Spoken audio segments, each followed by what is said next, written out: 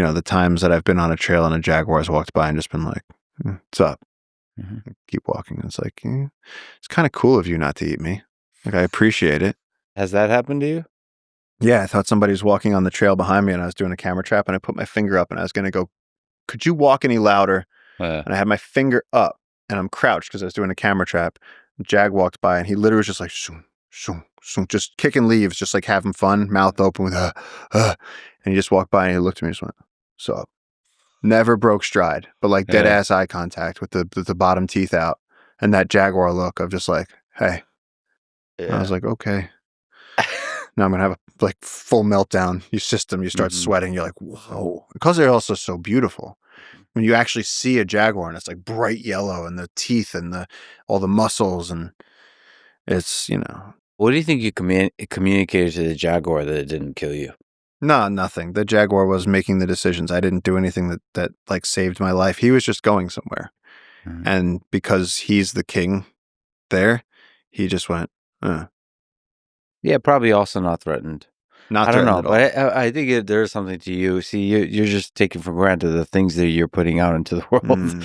You're probably radiating calm, or not calm, but non-threat. Certainly non-threat. I also smell like an animal when I'm in the jungle, right?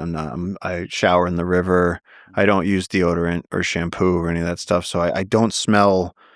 You can just imagine to animals that have a smell that's like 4 times as good as ours, that, just your deodorant, just your conditioner, just whatever other products, the detergent on your clothes smell, that we smell like Times Square. We smell like a fire alarm to them. They're like, what is this thing? It smells very foreign and scary. Everything's scary.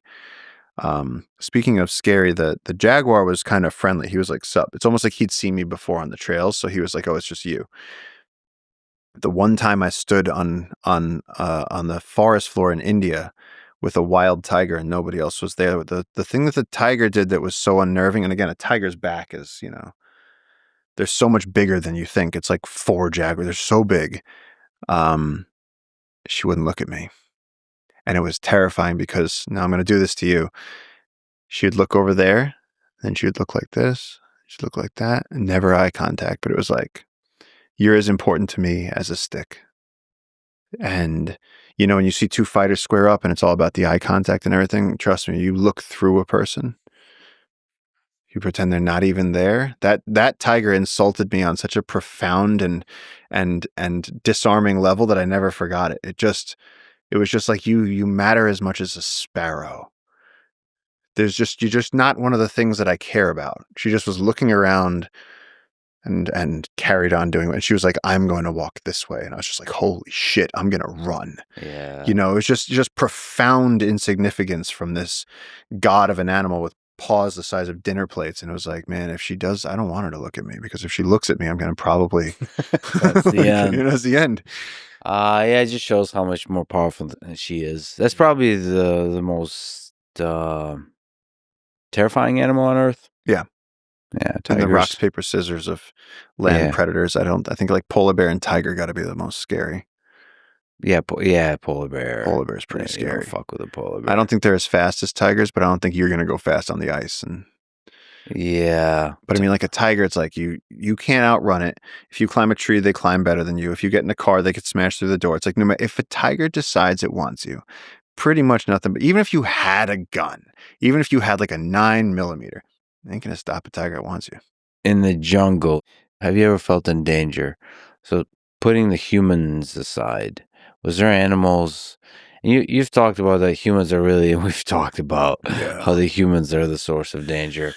Yeah. Is there, you often speak about animals as a source of beauty and wonder and elegance and grace and all these things, which they are.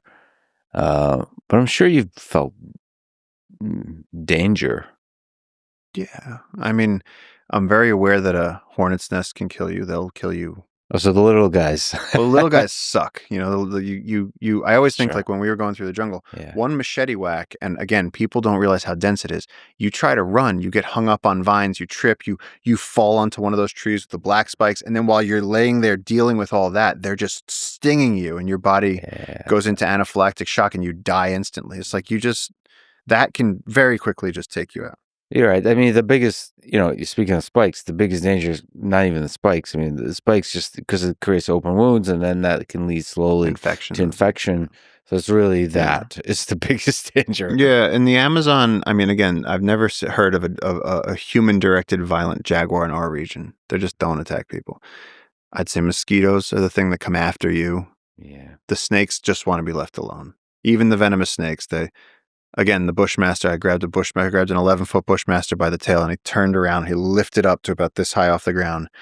And like, if you could translate what he said, it was just, don't make me do it. It just said, make my day. See, but that's the thing. You speak snake language. And then I put the tail down. Snake. I went, okay. I was like, I'm scared, sufficiently scared. So the problem happens when you don't know what you're doing. So I'll give you an example. You want a dangerous animal story? I'll give you one. I was walking one time and I was trying to be responsible. It always happens when I'm trying to be responsible. I get into trouble. Trying to be safe and you fall down. I'm trying to be safe and I'm on the side of the stream and there's elephants on the other side. I'm in India. There's a deep, like a 12-foot thing and then a stream. And then on the other side there's elephants. And I'm walking and I'm like, I'm going to sit in a tree and I'm going to enjoy these elephants. I'm going to make notes in my book like Jane Goodall. Yeah. And then I came up against a cement wall and it was the back of a male elephant. And in India, it's a male elephant that's been harassed and had fire thrown at it and God knows what else. And if I translate what he said, he turned around and he just went, what the fuck? Like he just looked at me like, how dare you? Mm-hmm. And then just went, and just smacks apart the tree, turns around, and then that elephant was trying to kill me. That was not a mock charge. I threw off my backpack, zigzagged through the woods. He broke apart trees. If I had a GoPro on my back to show you what I saw of just the shrapnel and devastation of this thing just bashing through trees. And again, every bush that I encounter is a possible trip. Mm-hmm. Every vine is a possible hang up. And then if they get to you, he'll step on you and crush you.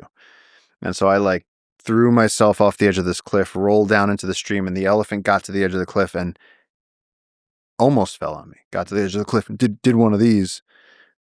And then came back down on his hind feet, picked up a stick, threw it at me.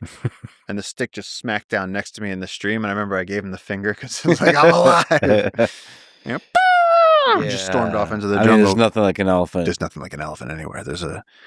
I loved the guy. I loved listening. I was so excited when I put on your podcast with the dinosaur guy because he was like, when a baby is born, he was like, it learns, elephant, giraffe, T-Rex. Mm-hmm. And I was like, holy shit, along with like banana, water, sky is blue.